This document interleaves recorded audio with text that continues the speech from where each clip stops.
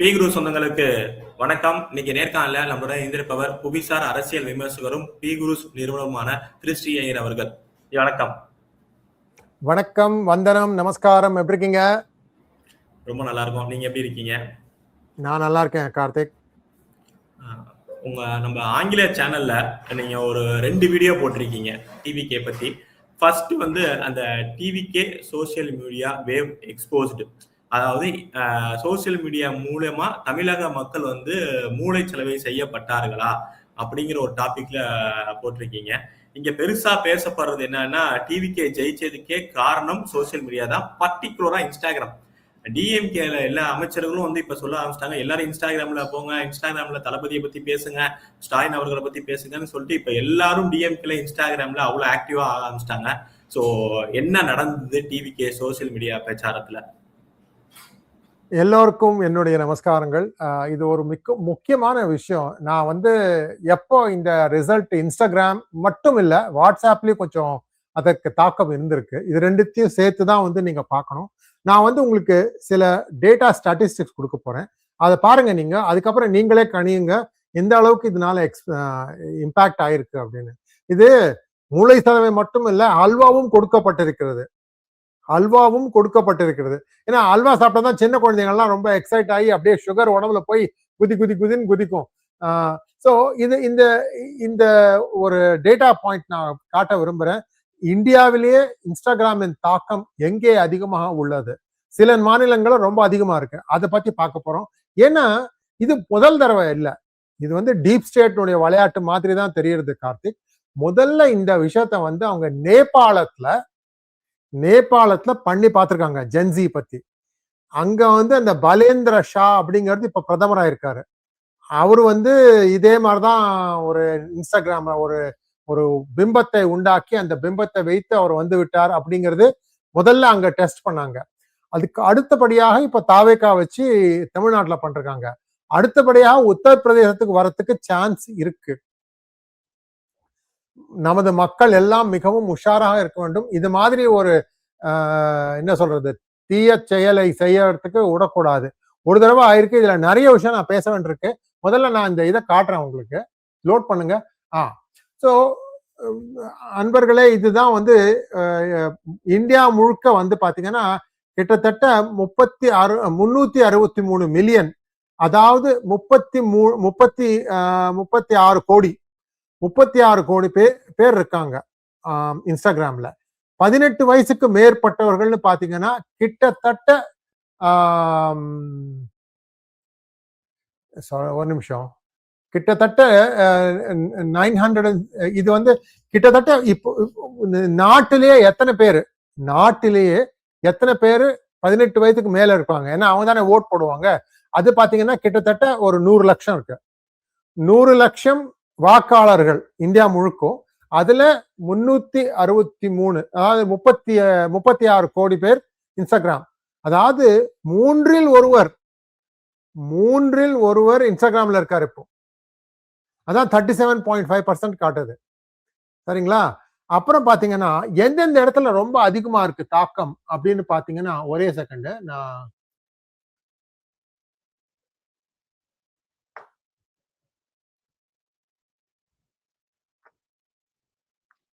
எங்கெங்கெல்லாம் தாக்கம் அதிகமா இருக்குன்னு பாத்தீங்கன்னா, டெல்லி மாநிலத்துல 60%, அதாவது 10ல் 6 பேர். மகாராஷ்டிரால 10ல் 4 பேர். தமிழ்நாட்டிலையும் கிட்டத்தட்ட 10ல் 4 பேர்னே சொல்லலாம். 10ல் 4 பேர்.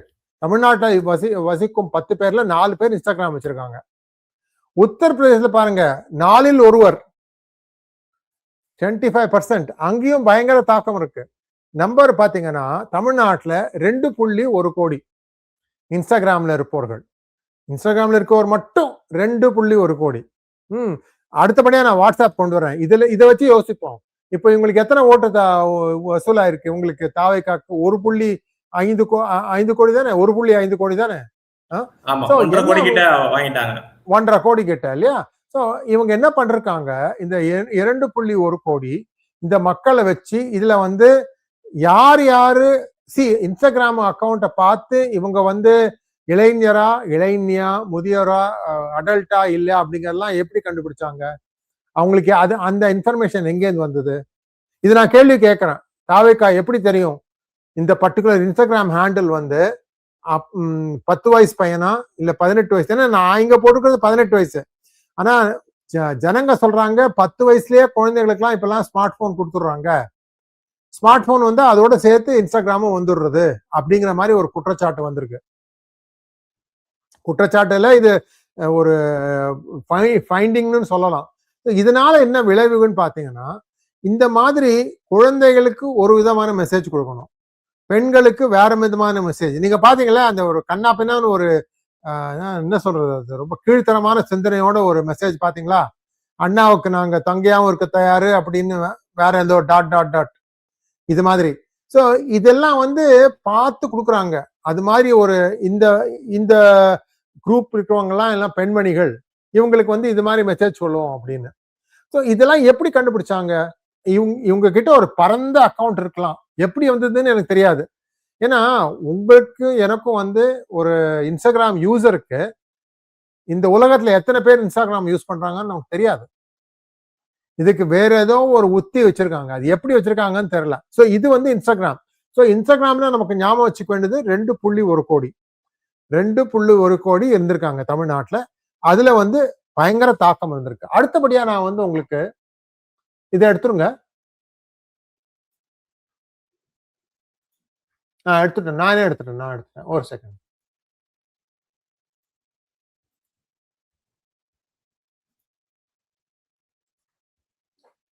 இப்ப வாட்ஸ்ஆப்பை பார்க்கலாம்.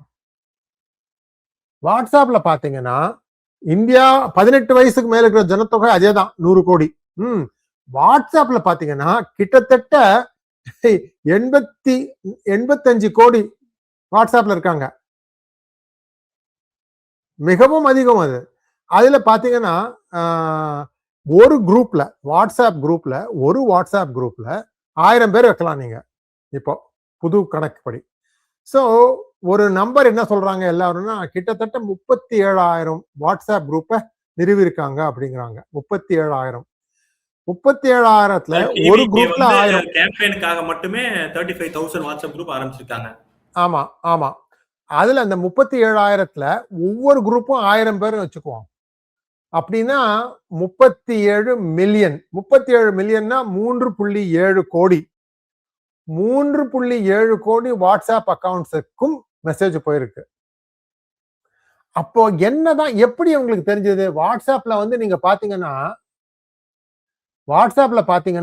உங்களுக்கு வந்து போன் நம்பர் இருக்கணும். போன் நம்பர் கரெக்டா இருந்தா தான் நீங்க வந்து என்னுடைய வாட்ஸ்ஆப் குரூப்ல ஜாயின் பண்ணுங்க அப்படின்னு நீங்க ஒரு இன்விடேஷன் கொடுக்கலாம். அதுக்கப்புறம் அந்த ஜனங்கள் வந்து இன்விடேஷன் சரின்னு ஆக்செப்ட் பண்ணிட்டா அதுக்கப்புறம் அந்த குரூப்புக்குள்ள உங்களுக்கு மெசேஜ் வரும். அதெல்லாம் எப்படி பண்ணிருக்காங்க அப்படிங்கிறதுக்கு ஒரு பதிலும் இல்லை. அது ஒண்ணு. அடுத்தபடியா பாருங்க, இங்க பெனட்ரேஷன் பாத்தீங்கன்னா டெல்லியில 10ல் 9 பேர் 10ல் 9 பேர் வாட்ஸ்ஆப் வச்சிருக்காங்க. மகாராஷ்டிராலையும் 10ல் 9 பேர். தமிழ்நாட்டிலையும் கிட்டத்தட்ட 10ல் 9 பேர். அதாவது 5.4 கோடி 5.4 கோடி தமிழ்நாட்டுல வாட்ஸ்ஆப் வச்சிருக்காங்க. உத்தரப்பிரதேசத்துல கிட்டத்தட்ட 11 கோடி பேர் வாட்ஸ்ஆப் வச்சிருக்காங்க. இம்புட்டு வாட்ஸ்ஆப் வச்சுக்கிட்டு என்ன பண்றாங்க? எப்படி இத்தனை பேருக்கு உங்களுடைய நம்பர் இவங்களுக்கு கிடைச்சது? யார் இவங்களுக்கு உதவி இருக்காங்க? இந்த மாதிரி ஒரு டேட்டா பேஸ் வந்து மற்ற பார்ட்டிஸ்ல இருக்கா? அது இது வந்து உங்களுக்கு தெரியாம உங்க நம்பரை கொடுத்தா அது ஒரு மாதிரி அதுவும் ஒரு கிரிமினல் விஷயம். அது இது என்ன நடந்திருக்கு அப்படிங்கிறது நான் நினைக்கிறேன் மக்களுக்கும் வந்து ஒரு உண்மை தெரிஞ்சாகணும். எப்படிதான் பண்ணாங்க இவங்க, என்ன ஜுகாடு வச்சு இதெல்லாம் எடுத்து பண்ணாங்க. அதுக்கப்புறம் வந்து இது ஒரு பக்கம் யாருக்கு அனுப்பணுங்கிறது வந்து அடுத்தபடியா நம்ம பார்த்திருப்போம். டிஎம்கேக்கு பயங்கரமான சோசியல் மீடியா ஹேண்ட்லிங் நிறைய இருந்தது. அவங்க பெண் நிறுவனம் அப்படின்னு சொல்லிட்டு குடும்பத்துல இருந்த திரு சபரீசன் அவர்கள் தலைமையிலேயே அது ஒரு டிஜிட்டல் கேம்பெயினையும் அவங்க பண்ணாங்க. அதை தாண்டி டிவிகேக்கு இவ்வளோ சப்போர்ட் கிடைச்சிருக்கும், இவங்க இது பண்ணிருப்பாங்கன்னு சாத்தியக்கூறு இருக்கா?